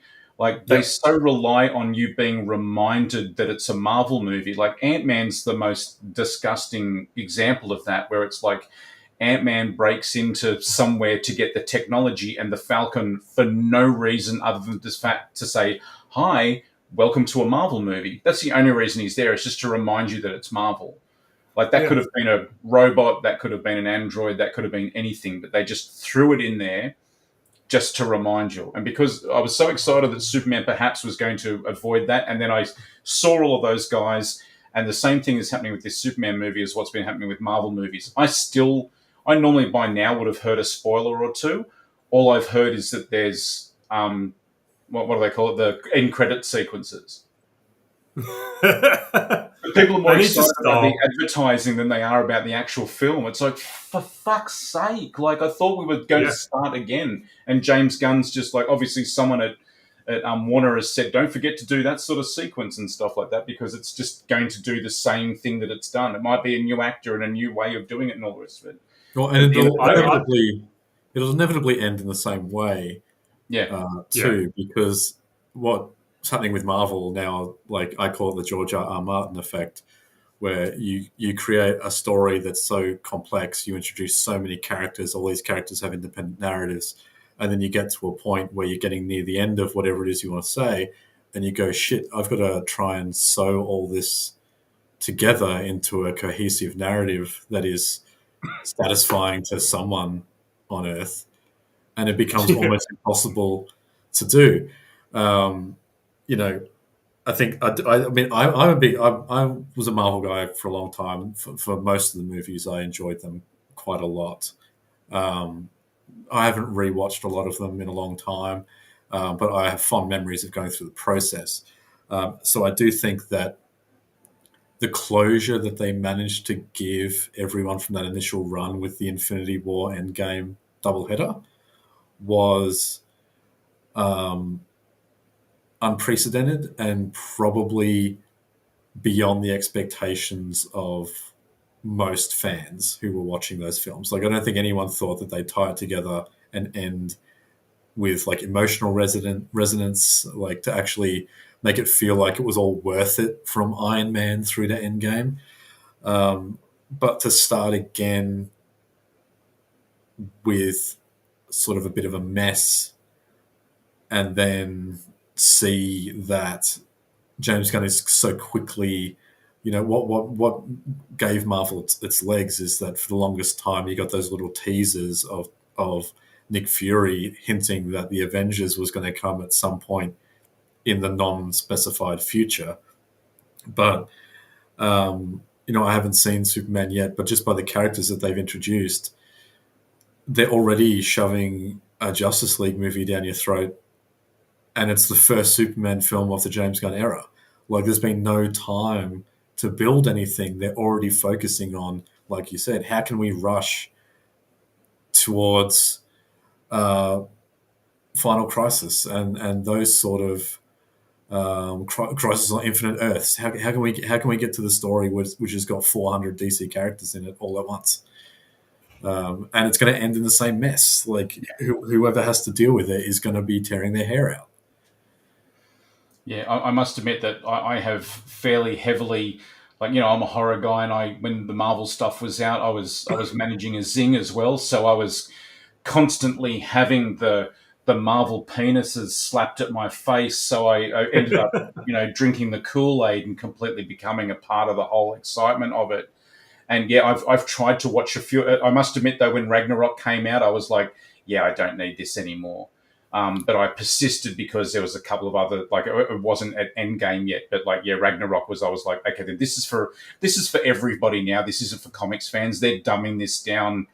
I had a customer come in after they saw Ragnarok, and they said this looks like it's just made for footy fans. And I was like, okay, right, okay, fair enough. But I've tried to go back and watch a few as I've been watching heaps of Giallo and stuff like that. And I'll start a Marvel movie now and just sit there and ones that I really like too, like even The Winter Soldier, which was like the closest that a Marvel movie got to like a James Bond film. and I sat there and I was like, I can't watch this. And so I sort of have my movies separated into two parts in my house. I have like stuff that I watch regularly, and when I say regularly, I mean like maybe annually in my house, and the other stuff's in boxes in the garage. Well organized and protected in the garage, but in the garage nevertheless. And more those Marvel movies are starting to creep out, and other stuff is coming back in. I'm even just like doing things like I might watch the Conan films just randomly because I was just like, I'm so checked out of the entire experience of the superhero movie just because it just became too much. It's kind of amazing thinking back too. So I've always been a massive like ever since I was and Ryan, you might be just how old are you, Ryan? 37. Okay, you're not far off. I thought you were younger for some reason. I thought you were way younger for some reason. It's that baby face that he's got there, and he's got all his own teeth. That's what it is. Yeah. It's because you can't see all the grey in the camera for some reason. Yeah, you're like me. You're like me. I've got all like such curly hair that the grey just disappears. But like growing up, you know, I was a kid that saw Conan the Barbarian, RoboCop, fucking First Blood, and these were all, and they turned them all into cartoon characters and comic book heroes and action figures in the 80s. So all these things that, and like I never watched them. I never liked those shows because why would I watch that when I could just, the movie's fucking better. Just put the movie on again. Yeah. But you, and this kind of goes back to what we were saying about like Dijkstra and Raimi doing Spider-Man. You know, you go back to when these films were being done and you had Milius doing Conan. They were just making, Conan was well known. Conan obviously had the comics and things like that. Like Conan was not an unknown quantity. But as a film, there was no franchise. There was no nothing, right? You just come in, you make a good sword and sorcery action film with one of the most bankable movie stars then and now, and you make a great film, and audiences come out in droves. First Blood is one of the best films you can ever fucking watch. First Blood is an absolute fucking masterpiece. And, you know, Stallone gets his claws into it and kind of does what he does with Rocky, and each subsequent sequel gets a little less or gets a little more kind of ludicrous. But, you know, the Rambo films are still, you can watch any of the Rambo films and any of the Conan films, and they all stand on their own 2 feet. They all look fucking great. But you don't need to go back and rewatch 20 years of fucking Conan history or anything else to, you know, enjoy that film. And it's just doing all those things that we spoke about with Event Horizon, where it looks nice, it's shot well, has an amazing and memorable score. You know, it's just all these things are just lost weirdly on filmmaking now. Yeah. And I say weirdly because we're constantly looking back at all these things. Like we got a fucking Red Sonja movie coming out in like 2 months, right? The original Red Sonja movie is not great. It's you know, it's a bit of a slog. Yeah. It's not Conan, let's put it that way. I'm still trying to process that they went from the way that Frank Thorne drew her and then got Stallone's wife Bridget to Nielsen. play her, and it's like, what? But it's interesting because, like, the Bridget Nielsen Red Sonja in that thing, like, there is grounds for it in the comics. Like, when you go back through the comics, you're like, oh, yeah, that's where that's come from. But the fact that they basically had to headline Schwarzenegger's sidekick character Yeah. kind of speaks volumes of what they thought of the film. Arnold Schwarzenegger as definitely not Conan in. Yeah.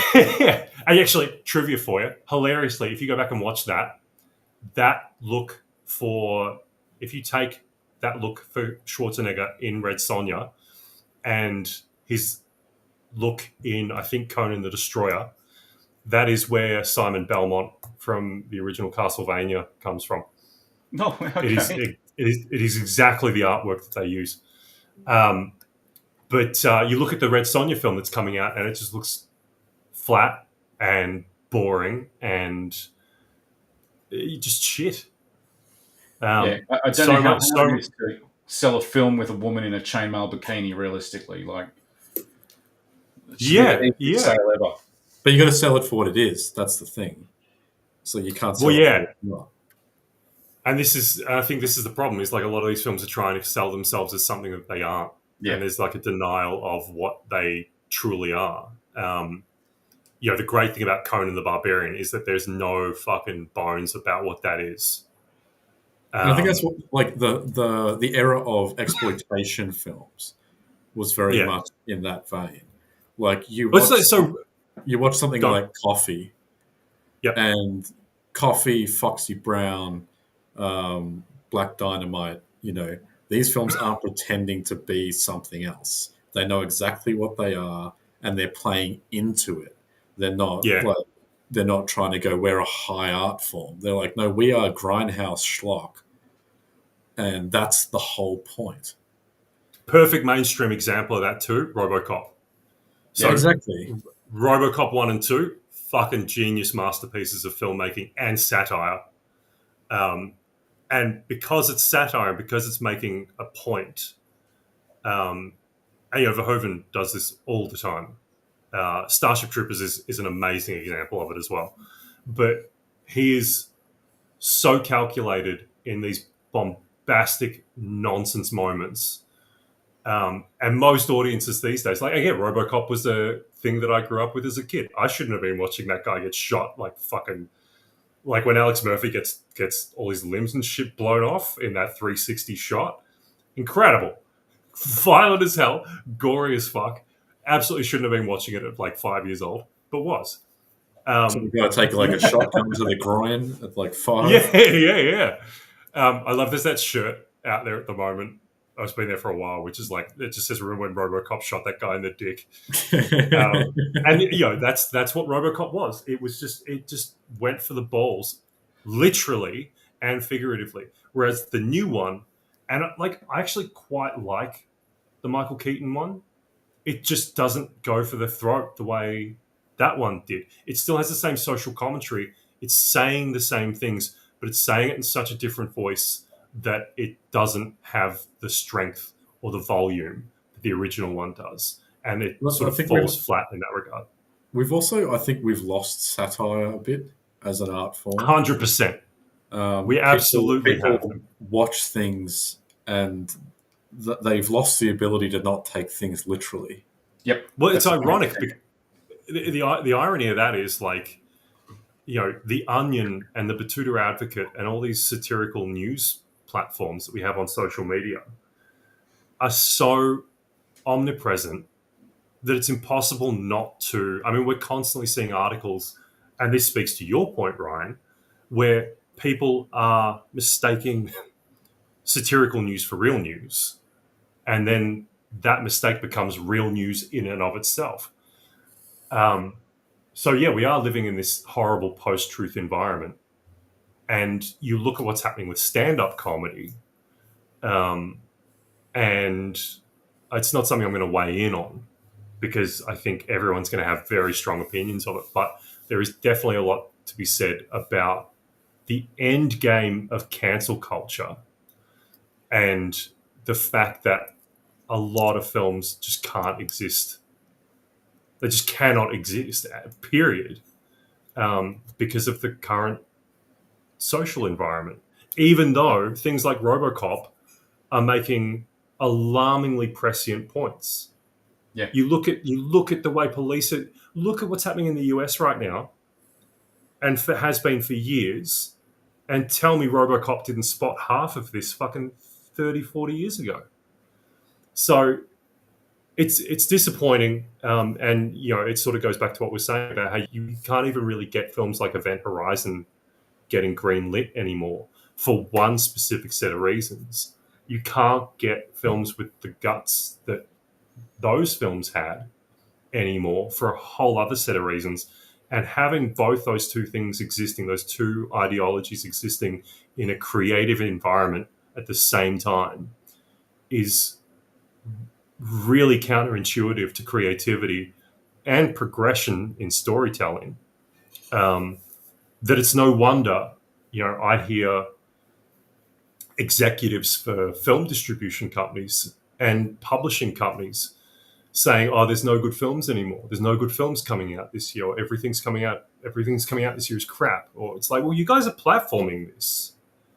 Like, it's if the one of the big things there is like these industries are being propelled by usually people with some kind of law or banking background that doesn't have anything to do with creativity. They can pull creative people together with a lure of finances. But the caveat to those finances is that you have to do it a particular way. Whereas once upon a time, you had creative people in executive suites, and they would say, and the time wasn't even that long ago. We're talking like 15 years ago for some of these people. And it's like, you could go in and you could cold pitch to an executive at a film studio, and they would be like, it might not get made straight away, but it would become a really, really interesting project. And you hear guys like, you hear Tarantino talking about this sort of stuff all the time. Maverick directors like Robert Rodriguez. The fact that you've got guys like Nicholas Winding Refn and Rodriguez, right? Like, I think what Ryan Coogler's done is the best news for Hollywood in fucking decades. Yep. Where you'll have these filmmakers, and Rodriguez is the best example because he's very open about it. You pick up any Blu-ray of his, he's got a wealth of extras, and he talks about it in the commentary. But he will go and make, 3 or 4 Spy Kids movies in the space of 2 years. Doesn't need to be expensive. He can just do it in his own little green room studio with his kids, which is what he does. And he has a blast doing it. He puts these things out, and they make a bunch of money. And he then uses that money to make the films that he wants to fucking make. What's the Kevin Smith thing? You make the safe film, then you make the art film, and then you make the safe film. Yeah, exactly. I mean, look, fuck Kevin Smith. I've met that guy a couple of times, and he was not nice. And I just saw him like treat someone like absolute shit in a supermarket one time. I'm like, oh, that is a huge red flag. I hope I'm wrong. I hope that he's become a better person since. But the advice is, that anecdote is true. The problem now is the lure of money is so good that a lot of these guys get roped into just kind of making these films, ad nauseum. And they never really kind of go off and do anything sort of genuinely creative outside of that. And it's a shame because, a lot of these guys have really, really great voices and they're being stifled by studios. So this whole thing with Ryan Coogler and Sinners being such a tremendous success, I think is the best thing for creative industries in such a long time. And I really, really hope that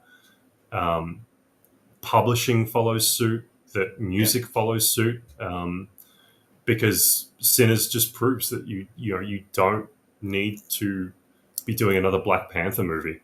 You don't need to be doing another, I don't know, there could have been any other vampire sequel and they could have done that, right? But here's Coogler making a predominantly all black film, which I remember when we were like working here in cinemas here, the number of people that I heard say that Sinners was going to tank here in Australia because historically black stories don't translate well to Australian audiences. Yeah. I mean, the fact that it broke through that is just like fucking incredible. It's funny that whole thing with like black audiences of pop culture in general, like as a manager of Zing, the hardest things that we could sell were any African-American characters of action figures or Funko Pops or anything. You couldn't sell a Lando Calrissian. You couldn't sell a Lucas from Stranger Things. It was very weird that like people talk about Australia being predominantly racist, and it's like I don't know if I necessarily agree with that, but then I would see the stock left on my shelf and I'd go, maybe. I don't think it's a problem of racism per se. I think Australia, yes, has a distinct problem with its racism, but I don't think that is a symptom of it. I think what that is a symptom of is a lack of identification. Mm. Like we don't have, and even it's like Indigenous Australians, like their narrative is very different to the African American narrative. Yeah. They both suffer from the same oppressions, particularly modern oppressions, but the narrative, the historic narrative, is very different. And the impact of colonialism is completely different. So, you know, a blackfella story here is very different to a Black American story. Yeah. And I think, you know, it's kind of the same with these characters. Like I know just from working in places I've worked at, like, yeah, it's super interesting watching which characters do and don't fly and which books do and don't fly. And I think it really does boil down to audiences not being able to necessarily identify with those characters. But it's interesting because, like, when I think back to being a kid, like my favorite Ghostbuster was Winston. And, you know, I'm like the fucking skippiest white Australian kid you could run into. Like, I have no culture in my bones at all. But I think the difference with Winston was like he was the everyman. Yeah. Like it didn't kind of lean into him being a black guy. It was him being the everyman in that situation. You know, Peter came close, but Peter was still very much a caricature character. You know, it's kind of like the character archetype thing, right? Whereas I think with, like, say, the kids from Stranger Things, like they kind of lean more into archetypes, a little harder. And it's interesting because I think I don't really recall Lucas kind of really being a race thing at all. But I guess when you've got so many kids in the pool, there are so many kids and like particularly like character kids, like, you know, each one of those kids is cute in some way, right? Yeah. So they're all going to attract a particular audience. So I guess maybe with Lucas, because he doesn't really have like a gimmick, and they don't make his ethnicity a gimmick either, which I think is a good thing. Don't they give him kid and play hair at one point? Is it just what was that? Don't they give him kid and play hair at one point? Oh yeah. That's that happens. Is he coming back? I think he said something just before he bailed then. But I'll count. There he is. I can see he's popped back up. He's back. Here he is. We didn't venture in. We were just talking about the kid and play hair. But even like the kid and play hair, like it's, you know, it's kind of a reference only if you remember Kid and Play, like, you know what that joke is.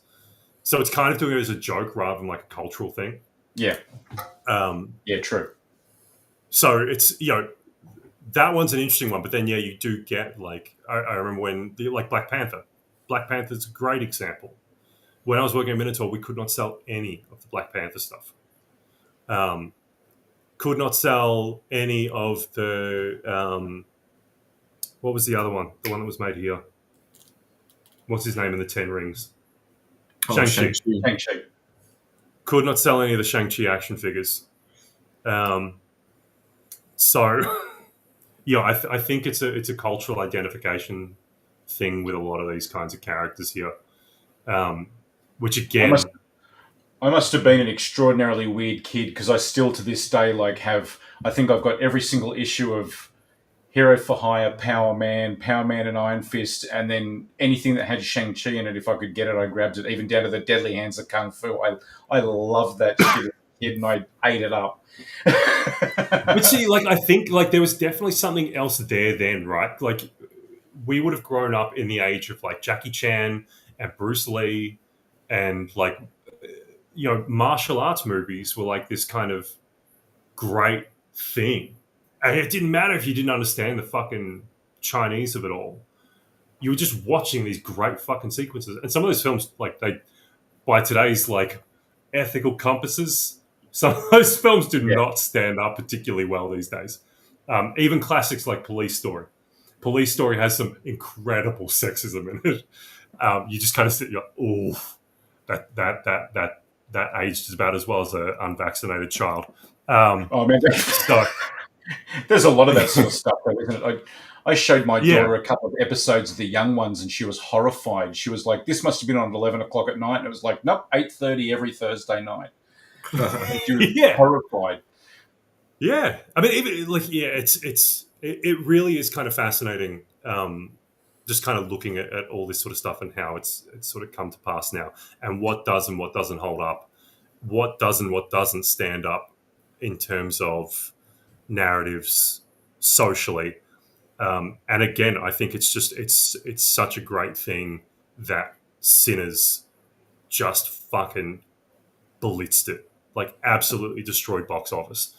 I mean, we've been pretty spoilt for horror this year, realistically. Like between, like probably from when Nosferatu came out, like the Monkey was pretty good. Yeah, I had a lot of fun with the Monkey, and like even before that, see, like then like the Monkey, I'm a bit surprised didn't do better because of the success of Longlegs, but I understand that Longlegs was incredibly divisive. Yeah. But it's like even that, like thinking back on Longlegs, like I was very lucky to see that very early. And I said to the owner of the theater that I was working at, I'm like, we have to play this. This will absolutely play. It'll play really well over our way. And I will make sure that it does. Like, even if you are concerned about it not, I will make sure that it does. And I didn't even have to, really. I didn't have to try that hard. Because people just turned up for it, which I thought was really, really fascinating because there was no precedent for it. But I think sort of going back to what we were saying way, way back at the start is horror is this really beautiful, fertile ground for social commentary, inclusivity. I think a lot of people who feel othered, and I think people are increasingly feeling othered in the world we're living in now, gravitate towards horror because horror is inherently like an othering narrative. It's constantly dealing with others. And what is unseen and unspoken. Yeah, it sort of pushes taboos and it deals with taboos. And the more taboo a thing is, I mean, you look at fucking Terrifier. Like the fact that Terrifier 3 did so phenomenally well this year is just incredible. So I think it sort of speaks to me that audiences are ready to be challenged. Yep. And that they want to be challenged and that they need to be challenged more. And there is this kind of gross curiosity. It's kind of like when VHS was a thing. And you guys might remember this, but like I remember the way my palette broadened is I would just venture deeper and deeper into a section of the video shop, and suddenly I'm kind of going, I'm like brave enough to go and pick up that cover on the top shelf that has a set of titties and a half melted face on it. And you kind of edge closer and closer towards a thing, and then by the time you get it up to the guy at the counter and he actually lets you watch it, and you watch it, you've kind of broken down this barrier, and suddenly you've got this whole new world of stuff to watch and take in, and you're expanded, and you want kind of more of that. And I think the problem is there hasn't been enough made broadly available to audiences to the extent that we have now, where they've been able to venture outside of here's another guy in tights punching another guy in tights. Now you've got here is a killer clown, right? Yeah, it's like the superhero movies in general are like the same thing over and over again. Whereas like I can remember VHS days. I can remember that every week I'd go and hire a horror movie that I'd never seen before, and week after week my head would get cracked open again by something that I'd never ever seen before. But that doesn't happen now, like because you're essentially watching the same thing. Well, it's also it's very it's very like cliche and almost sounds a bit pretentious, but like when you think back now of all those VHS tapes that we used to grab off the shelf, how many of those movies now are completely lost to time? Yeah, like they never made the jump to DVD. They've never been reprinted outside of their original VHS rental release. Like it's one entire era of filmmaking that has disappeared. Yeah. Well, it's also like there's an entire, even now, like beyond DVD, there's an entire film school. There's an entire education that is just lost to time because everyone is so lazy that they just want to stream a thing. Yeah. And you say again with rights issues, nobody's picked up the rights to restream film X, Y, or Z, and so that film just becomes lost media.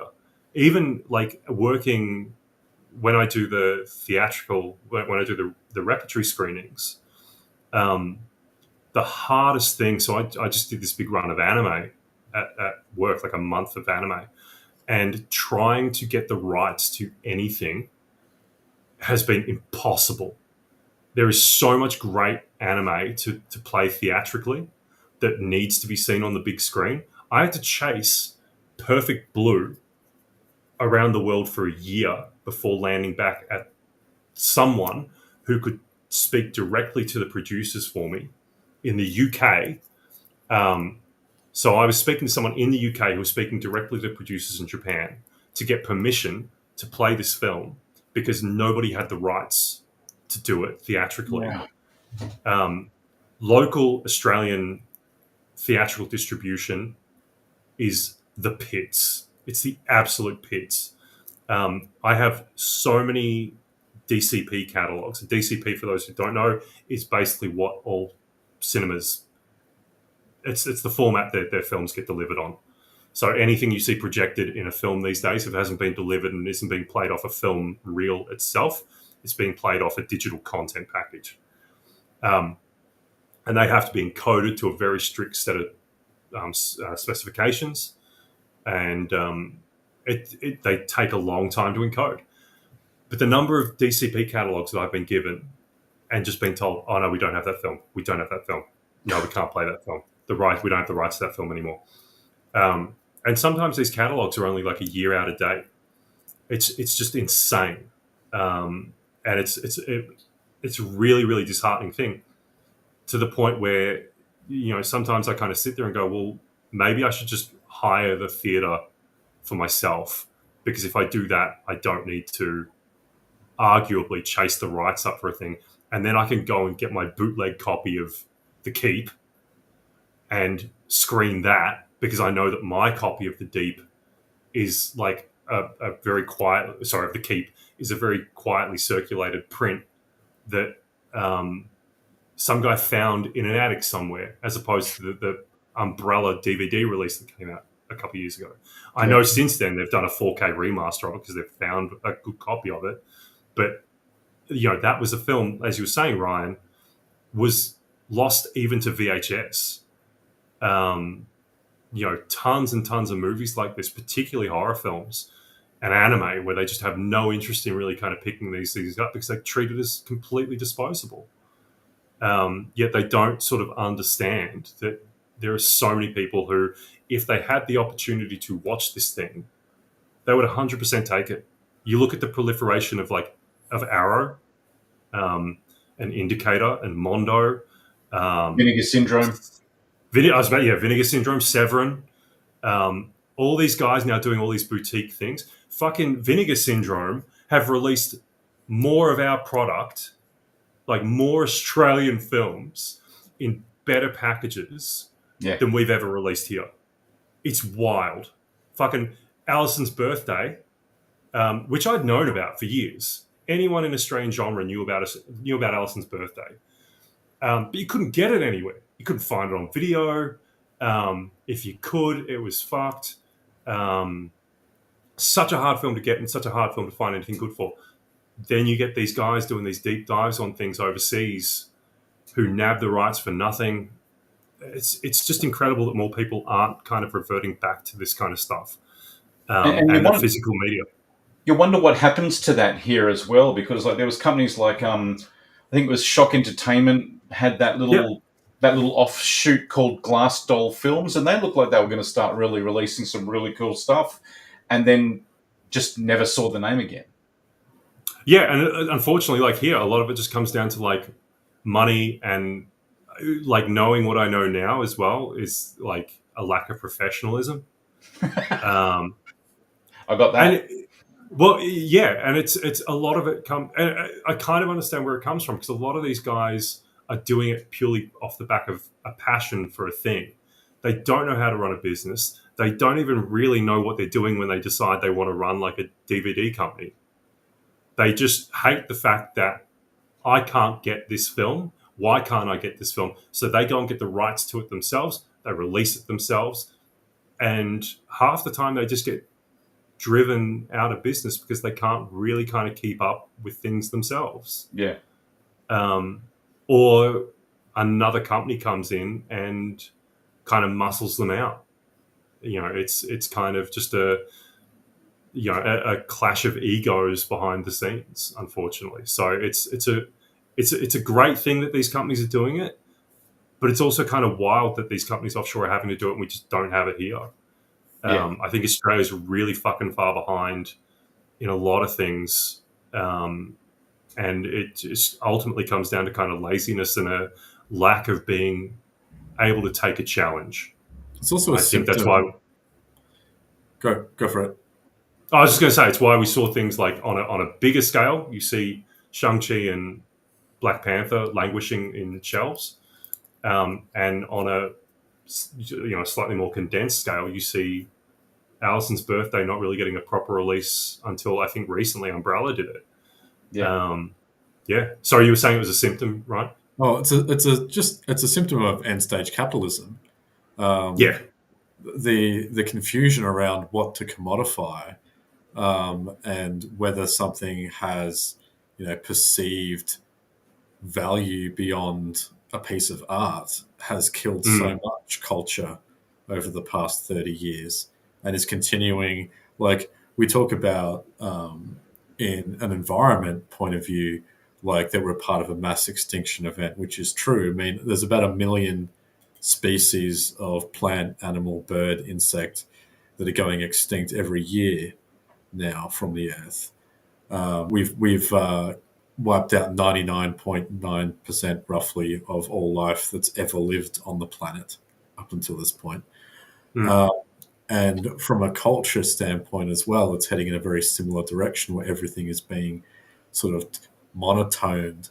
And if there's no perceived bank to be made from it, it's just pushed under the carpet and kicked to death. The film that always comes to mind when we have discussions like this is, we can all agree unanimously. I'm sure anyone who watches movies would, that John Waters is one of the most important filmmakers in the history of cinema. Yet his Mondo Trasho is in the permanent scrap pile because the rights holders would rather hold on to the idea that money from music licensing or XYZ is either too complicated to figure out or not profitable enough to bother with, that they would rather just this movie never be seen again. Yeah, it's like the music licensing thing is incredible. And there's even singles for the longest time was just not available anywhere. And that is like a benchmark soundtrack too, right? Same sort of thing. It's like these agreements that come down to sort of music and everything. And there was another film. What was it? There was something recent, and it took them ages and ages to get the rights back out there. Actually, there's a whole TV show called Werewolf, I think, from the 80s, which was this kind of Monster of the Week X-Files type thing where the main character was a werewolf, but had all this licensed music in it. Like every episode would have licensed music in it. And it's never been reissued because of exactly what you're saying. They're just like, no, we can't be bothered dealing with the music rights headache. And you kind of look at what's happening with the music industry right now, and you're kind of like, do you need the fucking money that bad? Like, why not just sign some shitty agreement, let the fucking thing out there, and go and finance weaponized AI for fuck's sake? You're doing it anyway. Just put the fucking thing out. It's a really kind of, and this again, it goes back to what we were saying about these companies being run by the wrong people. Yep. lawyers and money people, just bean counters, without a shred of creative thinking, or creative integrity. At the end of the day, I get like people, they just these companies at the end of the day don't want to pay people. It's that simple. They want to get away with paying the absolute bare minimum, and if the bare minimum can ever be zero, fucking do it. That's what they do every single fucking time. I have a friend who's a producer, and he used to come into work regularly to see me, and I could always tell the days that he was going to talk to people about getting money for films. Yeah, because he'd always be like, I'm about to go off and tell talentless people how creative they are. Yeah. Like, ouch, that hurts. And he's like, you got no idea. He said, I almost can't say it without laughing at them as it comes out of my mouth. He said, I feel like I'm doing a stand-up routine. I mean, yeah, it's an interesting thing because you look at like how the Texas Chainsaw Massacre was funded, and it was just a local butcher investing in the film, and it came back in fucking spades. It's such a shame that people kind of feel like they kind of have to do these sorts of things, and people can't just kind of see, especially with finance being such a thing now. It's like, take the risk. If you're banking on crypto anyway, which half the bastards on the face of the planet are, like, roll it into a fucking movie or something. Give something back. But there's this whole kind of narrative now where, as you were saying, Ryan, like late stage capitalism, it's just like you can't have enough money, and you've got to do everything you can to kind of keep money coming in, and it's this kind of gross narrative that's propelled by rich people to keep poor people poor because it will keep money coming into your pockets. Just classic social divisions. So I'm sure this is like a whole, people are just like, just fucking talk about horror movies again. But this is all we haven't mentioned parcel. Event Horizon for about half an hour, so Event Horizon. Token. I don't even think they don't really talk about anything. Like it's probably one of the few movies that doesn't really have any general kind of social commentary that I can think of. I think there's a lot that can be applied to it, like especially the visuals and the hell visuals, and I think having Lawrence Fishburne as the lead in that film, and the guy who makes it to the end, and a lot of the stuff that he goes through and some of the visual imagery that's tied to him, I think can be associated quite deeply with whether they meant to do it or not, with a lot of African American experience. At least I noticed this in my recent rewatch. But I think this is like context applied post mortem. This is not. I don't think this is intentional. I think there was definitely an intent to have Cooper survive to the end. I know to survive to the end, but some of the imagery, like the one thing that there's that moment when Sam Neill grabs, so when Weir grabs Cooper by the head and makes him see what he's doing to the crew members that have already been taken by the ship, and it sort of recalled to me like these stories of Deep South lynchings, mass lynchings, where if you were lucky you got lynched first. If you were unlucky, you were the one who got to see all your friends tortured and mutilated and lynched in front of you. And part of me wondered whether that was an intentional thing from a storytelling perspective to have a black character in that moment having that imagery shown towards them. If it's not, man, strong imagery that I think cuts quite deeply when you view it through that lens. And if it was intentional, then it shows that at times there's a little bit more going on in some of these films than we give them credit for when you just give them a cursory viewing. Yeah. I think too, like, Event Horizon's interesting because I think it's very easy. And like I made a jab at him earlier. But I think it's very easy for people to shit on Anderson as a director. Because it's by and large it's genre stuff. It's not hard to tell that he's platforming his wife, which is completely fair. If you had Mila Jovovich as your wife and she was willing to star in your thing, of course you'd fucking cast her. Yeah.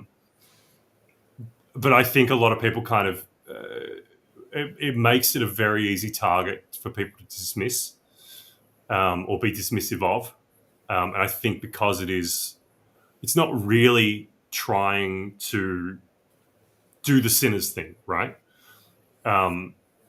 It's not really trying to kind of be something else or really try and make any real impact. I think all of Anderson's films are pretty happy just existing and being fun. I think that's kind of his key thing is he just wants to make movies for people to have fun in, have fun making and have fun watching. And I think like because of that, Event Horizon's pretty easy to dismiss, and it's kind of hard to find intentional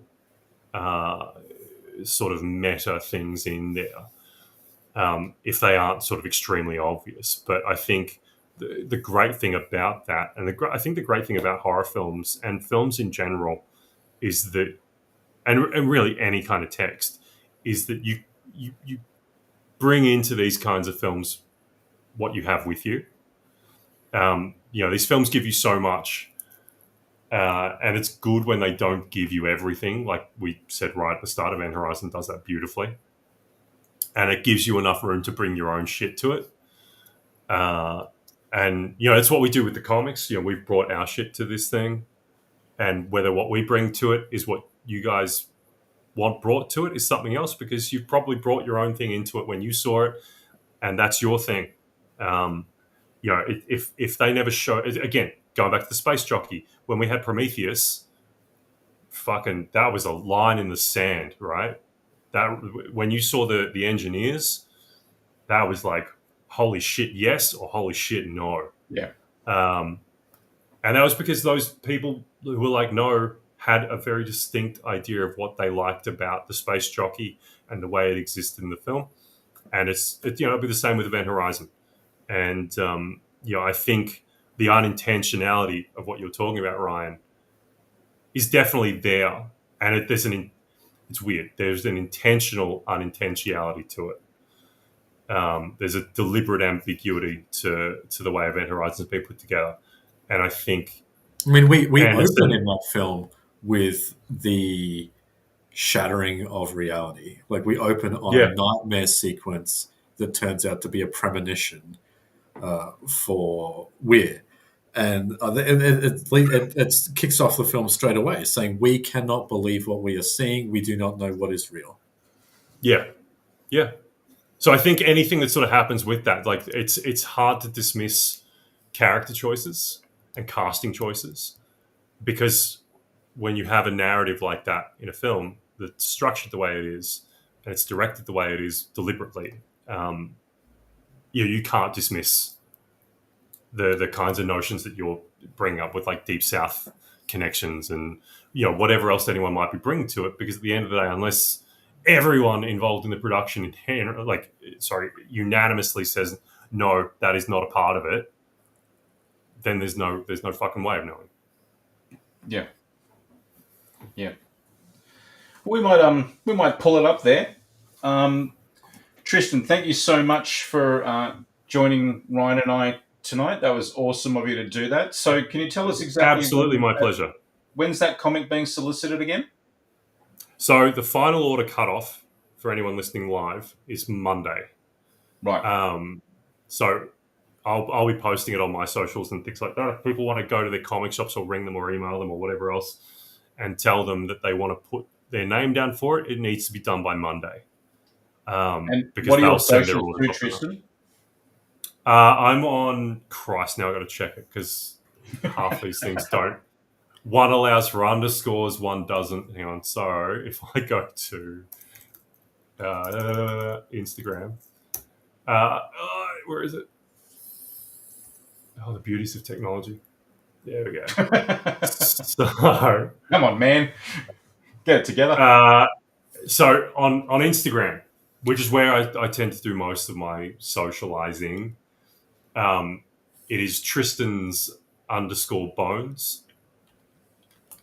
And if you go to, I'm not on there often, but I still have my Twitter account because a lot of people are still there. Same deal there. It's Tristan's _bones. I am also on Blue Sky quite a bit. Blue Sky has been a lot of fun. And that is Tristan's Bones. I think it's one word over there because they don't do the underscores. But if you hit me on Instagram, the links to pretty much everything else are there. So it's not hard to find. And you can just like Google Tristan Jones Aliens or Tristan Jones Event Horizon. And it'll all come up within like the first couple of hits. Awesome. Thank you so much for that. Thanks again for joining us tonight. Ryan, thank you so much for setting all of this up for us. It's no problem. As we all know, Yeah, I'm thanks, basically technically defeated. So it's great to have somebody who can help me with that sort of stuff. And of course, thanks again to Sis from Comex for allowing us to use some of his facilities to do this too. That was pretty awesome. Did you want to promote anything, Ryan? Have you got any whoring to do? Sure. I mean, so my play, Bawdy Tales and Critical Fails, a role-play adventure, is about to head into its second season at the Brisbane Anywhere Festival. So catch us from the 25th of July through the 2nd of August. We're playing Newmarket and Paddington Town Halls. You can grab tickets at anywhere.is if you're a Dungeons & Dragons player, theatre fan, you like things a bit bawdy, a bit chaotic, then it might be a good way to spend a Friday or Saturday night. So grab your friends, head along, group ticket discounts. Hopefully we'll see you there. Support the live arts. Awesome, thank you. And so with me, as usual, digitalretribution.com. That's where you can see over 400 of the worst written movie reviews you'll ever have the pleasure of reading. Of course, here almost every week on Digital Retribution Oz on YouTube. And there's also Digital Retribution Oz on Instagram, but that's OZ, not AUS, just to be confusing. Okay, thanks everybody for coming and watching. Thanks, guys, for being on the show. And we'll see you next time. Bye, y'all. Thank you, guys.